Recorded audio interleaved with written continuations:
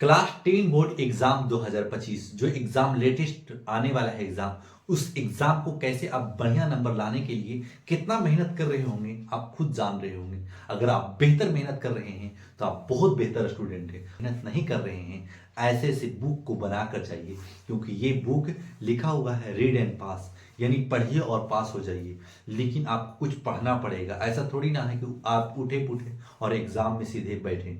ऐसे में कुछ भी ना समझ में आएगा। अगर ऐसे ऐसे करते अगर आप पकड़े गए तो सस्पेंड हो जाएगा, सस्पेंड कर दिया जाएगा आपको, और हो सके तो 3 महीना आपको जेल में रखा जाएगा। तो इस कंडीशन से आप अपने आप को प्रिपेयर करें, यानी मेहनत करने की कोशिश करें।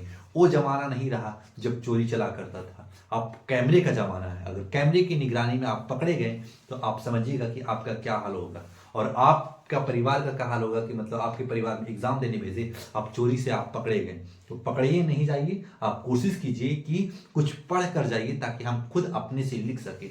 लास्ट में चोरी करना मना नहीं है, लास्ट में आप कर सकते हैं, क्योंकि लास्ट में बच्चे इधर उधर करने लगते हैं तो टीचर खाली बोलता है कि तुम शांति रहो शांति रहो।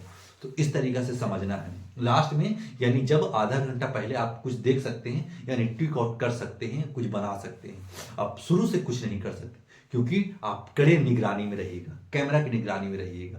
तो इस सब से बचिए। अगर पढ़े रहिएगा तो इधर उधर करने का कोई जरूरत नहीं होगा, और नंबर बेहतर भी आएगा, और अपने दिलो दिमाग से, यानी आपकी मेहनत आपका काम आएगा। अगर आप बेहतर करिएगा तो आपका घर और नाम जवार में आप नाम होगा। अगर नहीं मेहनत कीजिएगा तो आप खुद समझ रहे होंगे कि आगे हमारे साथ क्या होने वाला है। तो चलिए स्टार्ट करते हैं। द्विघात समीकरण है। द्विघात समीकरण 2x² - 7x + 6 = 0। तो विवेकतर यानी विवेचक याद करें। आपको पता होना चाहिए, एक ही फॉर्मूला है, यानी d यानी विवेचक b² - 4ac। वही फॉर्मूला पर ये क्वेश्चन बन जाएगा। तो क्या पता लिखेंगे हम, लिखेगा हल हल d 0 रहे तो क्या होगा, मूल वास्तविक और समान होगा। तो लिख दीजिएगा मूल वास्तविक और समान होगा,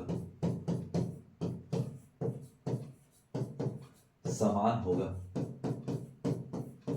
क्लियर। अब इतना लिख लिया, फिर क्या करेंगे, लिखेंगे d = b² - 4ac।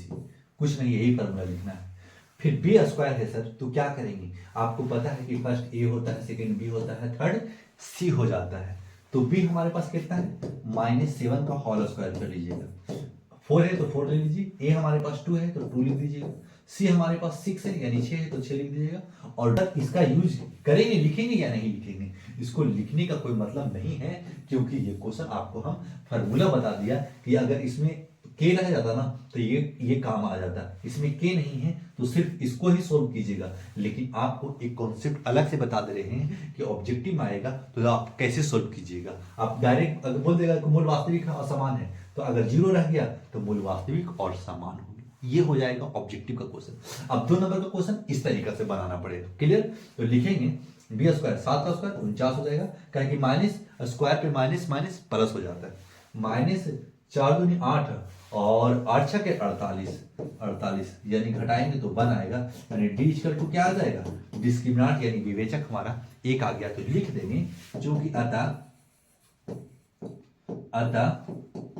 d = 1, और यही आपका करेक्ट आंसर है, यानी फाइंड यही करना था। लेकिन ये आपको ऑब्जेक्टिव बनाने के लिए दे दिया, और ये आपको 2 नंबर बनाने के लिए दे दिया। तो 2 कॉन्सेप्ट भी बताया। ऐसे क्वेश्चन समझे रहेगा, सीखे रहेगा, तो क्वेश्चन खुद आसान होता है, और बेहतर नंबर लाने के लिए आप क्षमता रखते हैं। आप में वो दम है, जब आप मेहनत कीजिएगा तो खुद महसूस कीजिएगा कि हाँ वाकई में मेहनत किया और बेहतर एग्जाम भी किया। तो इस तरीका से मेहनत ऐसे क्वेश्चन करके जाइए, ताकि एग्जाम आपका बेहतर जाए। अगर ये सब क्वेश्चन समझ में आ रहा होगा तो लाइक सब्सक्राइब जरूर कीजिएगा।